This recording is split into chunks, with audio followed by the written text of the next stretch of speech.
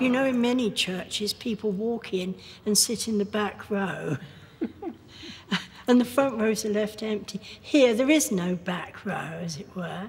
And so you're with people, there's a sense of wholeness and all belonging.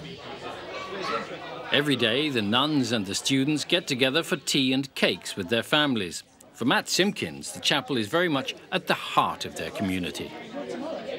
Actually, what happens in there is public. We don't just welcome visitors, but every time we take Holy Communion together, we're joining with Christians across the world and across history. There couldn't be anything more public than that, and that's why I love the chapel. As an elderly community, you used to be over 200 sisters and now are down to us. It's lovely to know that we've been able to give something special to the future. Thy gift to be simple, thy gift to be free. Thy gift to be simple, tis thy gift to be free. Tis thy gift to come down royalty. Right when we find ourselves in a Christ's light. To be known of love and delight. When true simplicity is gained, to power and to end we shall to tell. Tide will be our desire, ship and tide will be gone.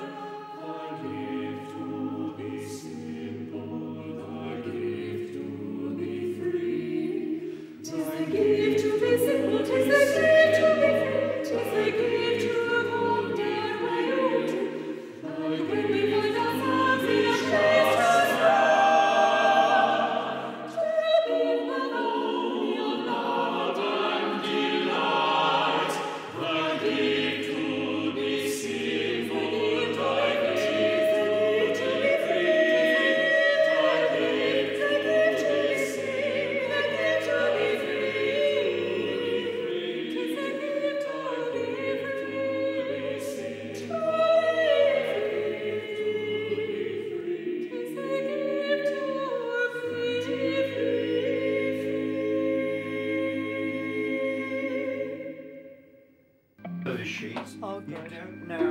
When John Richards told his wife Muriel that he wanted to build a shed in their garden, she thought it was a good idea. But John's secret plan was actually to create something very different. The church plays a big part in Muriel's life, and I thought it would be nice for her to have a chapel. Taking the service today? I think the element of surprise was a big thing in my mind. We've just now got And I told us, I'm going to have a proper garden shed for once, somewhere where I can work and I can have a television and radio. As John's so-called garden shed started to take shape, Muriel suddenly grew suspicious. The Gothic frame went in, and then I realised then what it was going to be. It was a clue, and then he had to tell me. So it was just a wonderful, wonderful day for me, and I could have cried. Now the couple's big challenge was to scour Britain's reclamation yards to find the right artefacts to go into their special chapel. This particular crucifixion is bronze, and I wasn't aware until the time I saw this how expensive bronze was. And the particular reclamation yard was in Bristol, and he asked me if I wanted it, and I said, well, I'm looking for something simpler, but I said it's just for a chapel in a garden. And he said, well, that's exactly where that deserves to be, and he knocked a lot of money off, and I bought it back, and Muriel was delighted. In all, it took John 2.5 years to complete the project. John is amazing that he took the time and the trouble to do this as a present for me.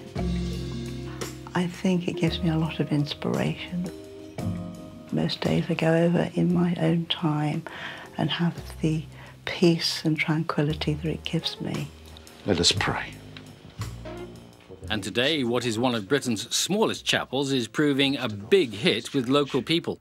Once a month, John and Muriel hold a special service at the Chapel of the Crosses for the whole village. The monthly services are very important to us because we like to get involved with all the people that come to that service. and they are regular people that come every time that we have a service. But deliver us from evil. Was it a romantic idea of mine to build a chapel for my wife? 110% yes. We are romantic people. I do believe that it was love that brought this on. We will do most things for each other, and that's what we call love, really.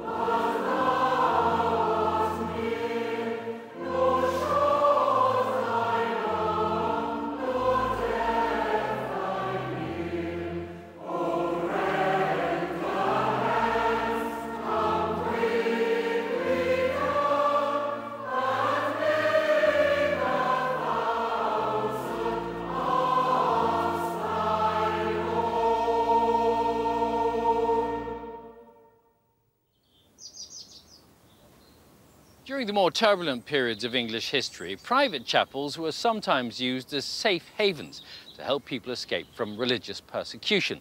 Here in Oxfordshire, Stoner Park has been in the hands of the same Catholic family for more than 800 years. And like the Stoners themselves, its chapel has managed to survive some very testing times. It's thought that Mass has been celebrated at the Catholic Chapel of the Most Blessed Trinity every week since it was built in the 13th century. And for one period, worshippers' pursuit of their faith became a matter of life and death. But this is where Mass was celebrated in secret. Yes. For a couple of hundred years. Nearly 300. In 1533, when Henry VIII sparked the Reformation with the break of the Church from Rome, Catholics were soon targeted and persecuted. So many headed to the chapel at Stoner Park. The families like us who had their own private chapel, they actually provided Mass centres where Mass was celebrated. Those private chapels that probably did more than anything else to help the Catholic faith survive. The Stoner family paid a heavy price for harbouring Catholics. When government agents learned that priest Edmund Campion had been hidden at the house, one family member was exiled for life and 2 others were jailed. Bill, this is a fascinating book. Summary of the penal laws. So this is laws restricting the lives of Catholics? Indeed, and also explaining what the penalties were. By the end of the 17th century, the number of Catholics had dropped to about 100,000. The whole idea was to extinguish Catholicism. So Catholics weren't just treated as second-class citizens, they weren't even citizens in some respects? Absolutely not. Absolutely not. They couldn't hold a public office. They couldn't go into the law. It must have been, for them, desperately, desperately depressing.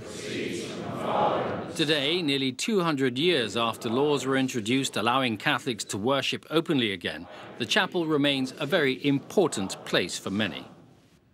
The Camoys family are always very welcoming here. and you just feel a complete spiritual feeling which envelops you when you're here. It's very important to welcome people here. There's been a long history of involving our neighbours.